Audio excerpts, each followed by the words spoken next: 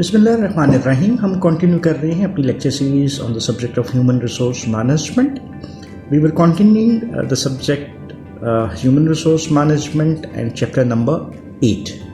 Last lecture में हमने बात की थी एम्प्लॉय ट्रेनिंग के हवाले से, और हमने देखा था कि training is the learning of knowledge, skills, abilities and other characteristics. And then हमने लर्निंग के डिफरेंट मेथड्स के ऊपर बात की थी ट्रेनिंग के हवाले से। उसमें हमने इसको कहा था कि on the job training methods क्या होते हैं, जिसमें हमने जॉब रोटेशन, अप्रेंटिसशिप और इंटर्नशिप के कॉन्सेप्ट्स को अंडरस्टैंड किया। देन हमने देखा था कि off the job training methods क्या होते हैं, जिसमें हमने classroom lectures, multimedia learning, simulation और वेस्टिबल ट्रेनिंग के कॉन्सेप्ट्स को अंडरस्टैंड किया।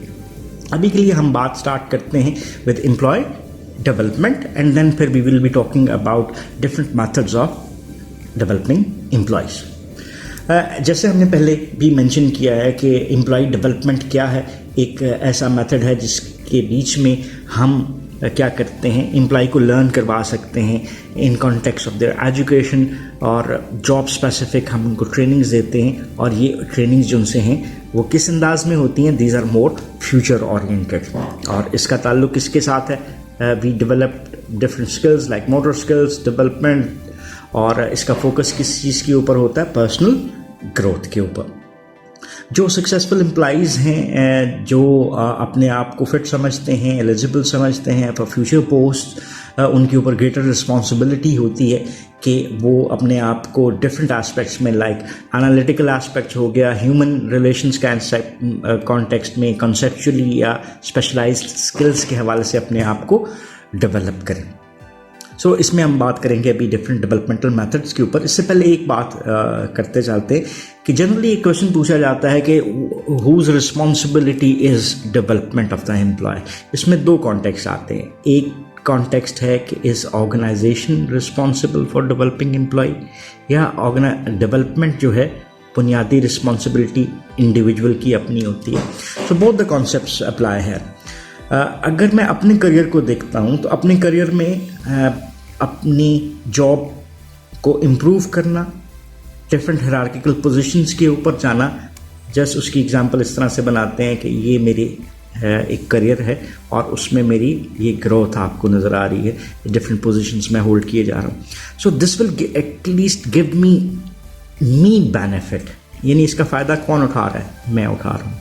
जिसमें मेरी सैलरी इंक्रीज़ होगी, मेरी पोजीशन इंक्रीज़ करने के साथ स्टेटस इंप्रूव होगा, and many more benefits that I can acquire. So general concept इसमें आता है कि इंडिविजुअल की रिस्पॉन्सिबिलिटी होती है अपने आप को डेवलप करना। अब दूसरा एस्पेक्ट आ गया कि क्या ऑर्गेनाइजेशन की ये रिस्पॉन्सिबिलिटी है। The answer comes also yes. उसकी रीज़न ये है कि इंडिविजुअल एम्प्लॉय तो बेनिफिट ले रहा है, लेकिन उसके एक्सपीरियंस का, उसकी परफॉर्मेंस का उस बेनिफिट ऑर्गेनाइजेशन भी ले रही होती है। They become more efficient, more productive. तो अगर ऑर्गेनाइजेशन किसी एम्प्लॉय को स्टेगनेंट रखती है, नहीं एक पोजीशन पे ज़्यादा लंबे अरसे के लिए रखती है, तो क्या वो उस पर रहेगा? Answer comes no, and he might be looking to switch his job in a different organisation. तो इसका मतलब है ऑर्गेनाइजेशन को ये लॉसेस बियर करने पड़ सकते हैं। सो यहाँ पर ऑर्गेनाइजेशन का अपना बेनिफिट इन्वॉल्व होता है कि अगर वो एम्प्लॉय को डेवलप करेंगे तो जो ह्यूमन रिसोर्स मैनेजमेंट में आखिरी फंक्शन था रिटेंशन का, उसमें सपोर्ट मिलेगी कि एक एम्प्लॉय 3-4 साल से एक पोजीशन पे है, वो स्टेगनेंट है, फ्रस्ट्रेटेड हो रहा है, स्ट्रेस्ड है, परफॉर्मेंस कम हो रही है। अगर हमने उसको डेवलप किया तो उसको ये चांस कि वो फ्यूचर में अपने आप को बेहतर जगह के ऊपर देखेगा, हो सकता है वो इम्प्रूव होगा, उसकी मोटिवेशन का लेवल बेहतर होगा, परफॉर्मेंस बेहतर होगी। सो इन बेनिफिट्स के कॉन्टेक्स्ट में employee development is the responsibility of the organisation. So इसको अगर हम कंक्लूड करें तो generally employee development is the prime responsibility of the individual as well as secondary responsibility of the organization कि वो अपने employees को develop करें। So अभी यहाँ से आगे मूव करते हैं और बात करेंगे कि different developmental method क्या हो सकते हैं। इसमें हमारे पास पहले एक ओवरव्यू सा ले लेते हैं कि हमारे पास डिफरेंट डेवलपमेंटल मेथड्स कौन से होते हैं, और फिर वन बाय वन उसकी डिटेल में चलेंगे। पहला मेथड है, इसको हम कहते हैं that is called as job rotation, और इसको हम अंडरस्टैंड करने की कोशिश करेंगे कि जॉब रोटेशन क्या होती है। फिर इसके बाद हम बात करेंगे सेकंड मेथड के ऊपर, that is assistant to position ये क्या होता है. देन हमारे पास अगला मेथड है committee assignment. Then we will be talking about lectures, courses and seminars. Then we will be talking about simulation as a method of employee development. और फिर हमारे पास एडवेंचर ट्रेनिंग का एक मेथड आ जाता है. सो इसके साथ साथ हम इनके डिफरेंट एग्जाम्पल्स को भी देखने की कोशिश करेंगे. So let's start by looking at the first method which is termed as job rotation. जैसे हमने लास्ट ट्रेनिंग के हवाले से एक मेथड पढ़ा था कि जॉब रोटेशन, इसी तरह से same method can be used for the developmental purpose as well. Job rotation को हमने अंडरस्टैंड किया था कि जब एक एम्प्लॉय को हम किसी एक पोजीशन से मूव करते हैं दूसरी पोजीशन पे, तीसरी पोजीशन पे, means we are rotating him so that we can get benefit of experience of different posts, different knowledge, skills and abilities जो कि different jobs पे उसको रिक्वायर होती हैं. उसकी एक्सरसाइज करने से उसको हम क्या कर सकते हैं, एक बेटर लर्नड एम्प्लॉय बना सकते हैं. सो जैसे यहाँ पे आपको पहला सेंटेंस ही बेसिकली एक्सप्लेन करता हुआ नज़र आ रहा है कि जॉब रोटेशन को यूज़ किया जा सकता है एम्प्लॉय डेवलपमेंट के लिए as well as the training of that employee. अगर इसको जनरली हम डिफाइन करना ना चाहें एचआर के वर्ड्स में तो ये क्या है जी, मूविंग एम्प्लॉयज हॉरिजेंटली और vertically to expand their skills, knowledge and abilities. यहाँ पे ये दो लफ्ज़ हमने ज़रा एक्सप्लेन करने हैं. पहला लफ्ज़ क्या आ गया जी, that is horizontal. Horizontal organisation में क्या होता है, और दूसरा लफ्ज़ क्या है हमारे पास, दैट इज़ वर्टिकल. इसके लिए मैं आपके लिए एक छोटी सी हायरार्की बना लेता हूँ. Every student knows this concept. ये हमने एक हायरार्की सी बना दी, ठीक है. चलें एक ही लेवल बनाते हैं. चलें ये दूसरा भी मैंने बना दिया. कंप्लीट हायरार्की तो नहीं है लेकिन चलें. अब अगर मैं हॉरिजेंटल की बात करता हूँ तो ये जो मैंने लाइन लगाई है ये क्या है, हॉरिजेंटल है. और ये जो लाइन मैं लगा रहा हूँ ये क्या है, वर्टिकल. मीन्स अगर इस पोजीशन से मैं अपने आप को इस पोजीशन की तरफ देखता हूँ तो ये वर्टिकल इम्प्रूवमेंट है. और अगर इस डिपार्टमेंट से मैं दूसरे डिपार्टमेंट में जा रहा हूँ लेकिन लेवल मेरी जॉब का सेम है तो ये क्या है, हॉरिजेंटल. सो जो सेम पोजीशंस की जॉब हैं उसके ऊपर अगर हम एक एम्प्लॉय को मूव करते हैं from one department to another department, इसकी भी एग्जांपल बना लेते हैं कि वो पहले सेल्स में काम कर रहा था, अब उसको सेम लेवल के ऊपर हमने भेज दिया किसमें, मार्केटिंग में, फिर हमने उसको प्रोडक्शन में भेज दिया. तो ये उसकी हॉरिजेंटल रोटेशन है. और अगर एक एम्प्लॉय को मैंने किसी एक जॉब से दूसरी जॉब में भेज दिया लेकिन उसमें हायरार्किकल स्ट्रक्चर में भी थोड़ी सी चेंजेस आती हैं तो वो वर्टिकल मूवमेंट आपको बनती हुई नज़र आती है. सो वर्टिकल रोटेशन को एक्सप्लेन करें तो is nothing more than promoting a worker into a new position. और जॉब रोटेशन के हवाले से अगर हम देखते हैं तो ये एक एक्सीलेंट मेथड कहलाता है. और horizontal dimensions of the job rotation, ये इसको हम शॉर्ट टर्म लैटरल ट्रांसफ़र के नाम से भी बुलाते हैं as explained earlier. So job rotation को यहाँ पे अगर हम कंक्लूड करना चाहें तो हम ये कह सकते हैं कि एक एक्सेलेंट मेथड है कि हम उस एम्प्लॉय की knowledge, skills and abilities skill जो एक लर्निंग है उसको ब्रॉडन कर सकते हैं, उसका एक्सपोजर बढ़ा सकते हैं. और उसको एक स्पेशलिस्ट, जैसे मैं अगर एक किसी सिर्फ सेल्स में स्पेशलिस्ट था तो by having some experience of marketing and production तो मेरे पास generalised experience of the different fields भी आ गया. एक और बेनिफिट जो आपको नज़र आता है वो है कि increasing the individual's experience and aligning him or her to absorb new information. और ये क्या कर सकता है, इसका बेनिफिट कि उसका बोर्डम रिड्यूस होगा और स्टिमुलेट होगा उसके अंदर ये चीज़ कि वो नई चीज़ें कर सकता है, न्यू आइडियाज़ को डेवलप कर सकता है. एक और बेनिफिट है कि opportunities for a more comprehensive and reliable evaluation of the employees by his her supervisors. तो हम डिफरेंट एंगल से उसको देख सकते हैं, उसके डिफरेंट एस्पेक्ट से उस एम्प्लॉय को ज़्यादा बेहतर असेस कर सकते हैं. So this is first method जिसको हमने क्या कह दिया, job rotation which can be used for employee development. Then हम बात करते हैं दूसरे मेथड के ऊपर, that is termed as assistant to position. अब आपको ये नाम से भी समझ आ रहा है, असिस्टेंट टू पोजीशन। ये मैं आपके लिए जनरली एक जॉब बनाई और देन ये दूसरी जॉब बनाई। तो इस हायरार्किकल लेवल में ये मैनेजर है और ये उसका सबऑर्डिनेट है। तो अगर इसी को हम थोड़ा सा और एक्सपेंड करते हैं तो इस एम्प्लॉई जो मैनेजर है उसके कई आपको सबऑर्डिनेट्स नज़र आ रहे हैं, ठीक है जी। अब बेसिकली चले एक एग्जांपल ले लेते हैं सेल्स में से, रीजनल सेल्स मैनेजर। और ये क्या है, ये बेसिकली सेल्स रिप्रेजेंटेटिव ऑफिसर्स हैं।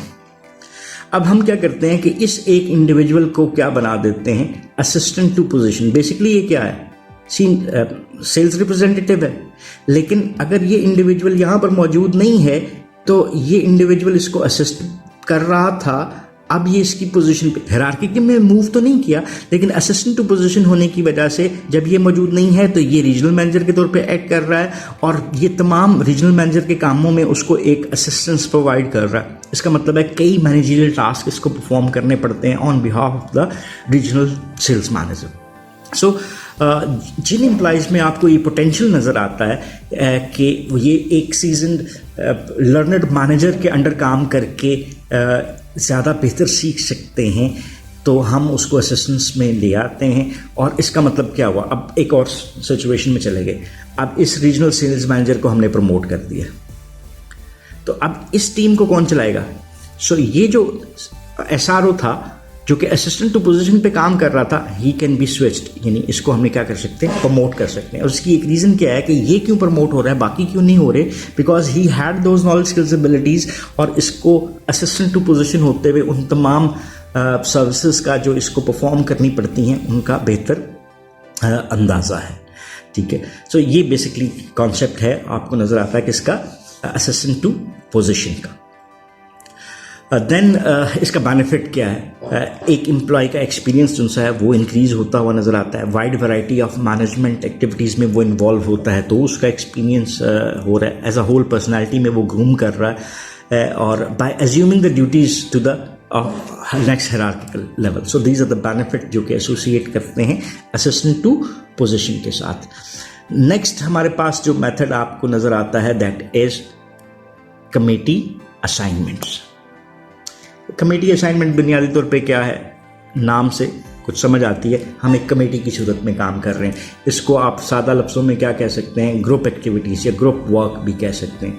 सो कमेटी असाइनमेंट्स जो हैं एम्प्लॉय को अलाउ करती हैं कि एम्प्लॉयज़ आपस में मिल के डिसीजन मेकिंग कर सकते हैं। अब मैं अपना काम कर रहा हूँ, दूसरा अपना काम कर रहा है। जब दिया पार्ट ऑफ अ टीम एक कमेटी की सूरत में, ग्रुप की सूरत में काम कर रहे हैं, तो बहुत सारी एक्टिविटीज़ को मैं एक दूसरे से देख के सीख सकता हूँ। और जब एक कमेटी को किसी स्पेसिफिक टास्क दिया गया हुआ है तो वो तमाम जब मिलकर इकट्ठा काम कर रहे हैं उस टास्क पे, उस प्रोजेक्ट के ऊपर, तो वो पोटेंशियल प्रॉब्लम्स को ज़्यादा बेहतर अंदाज में इन्वेस्टिगेट कर सकते हैं, समझ सकते हैं, and they can opt for the better solution. So ये टेम्प्रेरी कमेटीज़ जो सी हैं एक टास्क फोर्स के तौर पे काम करती हैं और स्पेसिफिक प्रॉब्लम को रिजॉल्व करती हुई नज़र आती हैं, अल्टरनेटिव सोल्यूशंस बनाती हैं, और आप as a committee different solutions को रिकमेंड करते हुए नज़र आते हैं। सो ये टेम्परेरी असाइनमेंट जो हैं इसके बेनिफिट क्या हैं, एक तो ये इंटरेस्टिंग होंगी, दूसरा इसके साथ स्पेसिफिक रिवॉर्ड को एसोसिएट कर दिया जाता है, और अल्टीमेटली एम्प्लॉय को ग्रोथ बेनिफिट्स भी दिए जा सकते हैं। सो इसका मतलब क्या हुआ कि कमेटी असाइनमेंट में दो एस्पेक्ट, हमें टेम्परेरी कमेटी असाइनमेंट्स भी नज़र आती हैं और परमानेंट कमेटी असाइनमेंट्स भी नज़र आती हैं। और अगर आप परमानेंट का पास्ट पार्ट हैं तो फिर भी आपका एक्सपोजर इंक्रीज़ होता हुआ नज़र आता है then the all other members of the organisation. उसकी आपकी अंडरस्टैंडिंग दूसरों से ज़्यादा बेहतर होती है और आपकी ग्रोथ अपॉर्चुनिटीज़ भी निस्बतन ज़्यादा नज़र आती हैं। सो ये अगर हम देखें तो ये वो टेक्निक्स हैं जो हमने ऊपर बात की, that is assistant to position, committee assignment और रोटेशन। इसको हम on the job developmental techniques भी कह सकते हैं, और इसको ड्यूरिंग द जॉब हम फ़ायदा ले सकते हैं एम्प्लॉय को डेवलप करने का। अभी अगर हम देखें तो क्या हमारे पास एक और मेथड है, हमने ट्रेनिंग में देखा था कि ऑन द जॉब ट्रेनिंग और ऑफ द जॉब, तो यहाँ पे हमारे पास off the job developmental method भी आपको नज़र आ जाते हैं। अभी हम उसके ऊपर बात करते थे भी आपको नजर आएंगे। सो ऑफ द जॉब मेथड्स क्या हैं हमारे पास? पहली चीज़ इसमें आ जाती है lecture courses and seminar. Same as जैसे हमने ट्रेनिंग पे बात की थी, ऑफ द जॉब मेथड्स वो हैं डेवलपमेंट के जिसमें एक इंडिविजुअल जॉब से हट के लर्निंग कर सकता है। इसमें पहला चीज़ जिसको हम पहले भी देख चुके हैं उसी को हम रिपीट करते हैं, lecture courses and seminar. Lectures यानी क्लासरूम लेक्चर्स हो सकते हैं, कुछ स्पेसिफिक कोर्स है, जैसे फर्ज करते हैं जी मैं आपको लेकर जाता हूँ जी लीडरशिप का शॉर्ट कोर्स आपको मैं करवा रहा हूँ, ठीक है जी। ऑफिस मैनेजमेंट का एक कोर्स मैंने आपको दे दिया जी, ठीक है। सो ऑफिस मैनेजमेंट में आपको ऑफिस मैनेजमेंट सिखा दी। तो इसका मतलब क्या हुआ कि आप डिफरेंट लेक्चर्स में उसको इन्वॉल्व कर सकते हैं। डिफरेंट कोर्सेज जो हैं, शॉर्ट कोर्सेज से लॉन्ग कोर्सेज, ये डिपेंड करता है। ये डिग्री प्रोग्राम्स भी हो सकते हैं। ये हेल्प करते हैं इंडिविजुअल्स को कि वो नॉलेज एक्वायर कर सकें, ठीक है। इस नॉलेज से अल्टीमेटली उनकी डेवलपमेंट होती है, उनकी कॉन्सेप्चुअल और एनालिटिकल एबिलिटीज़ हैं इंक्रीज़ होती हुई नज़र आती हैं। ये मेथड्स उनसे हैं आपके पास इन हाउस यानी विद इन ऑर्गेनाइजेशन भी प्रोवाइड की जा सकते हैं। इसको करने वाले हो सकता है जैसे आप किसी ट्रेनिंग ऑर्गेनाइजेशन को यूज़ कर सकते हैं, विद इन ऑर्गेनाइजेशन आप सीनियर एम्प्लॉयज़ को यूज़ कर सकते हैं। तो इसका मतलब है बोथ का कॉम्बिनेशन भी अगर आप बनाना चाहें तो बना सकते हैं। अब अगर हम आज के हालात में बात करें तो टेक्नोलॉजी ने इसमें हमें बड़ा बेनिफिट दिया हुआ है। जैसे अगर हम लेक्चर कोर्सेज एंड सेमिनार के लिए फिजिकल प्रेजेंस चाहिए होती थी लोगों की उस स्पेसिफिक प्लेस पे जहाँ पे हम इसको लर्न करवा रहे हैं, अब इसकी ज़रूरत आपको उस तरह से नज़र नहीं आती। सिग्निफिकेंट इंप्रूवमेंट्स टेक्नोलॉजी की वजह से आ गई हैं और उसको हम कह सकते हैं ऑनलाइन लर्निंग अलाउ करती है एम्प्लॉइज़ को कि वो लेक्चर प्रेजेंटेशंस लाइव स्ट्रीमिंग के थ्रू देख सकते हैं और अपने आप को बेहतर कर सकते हैं।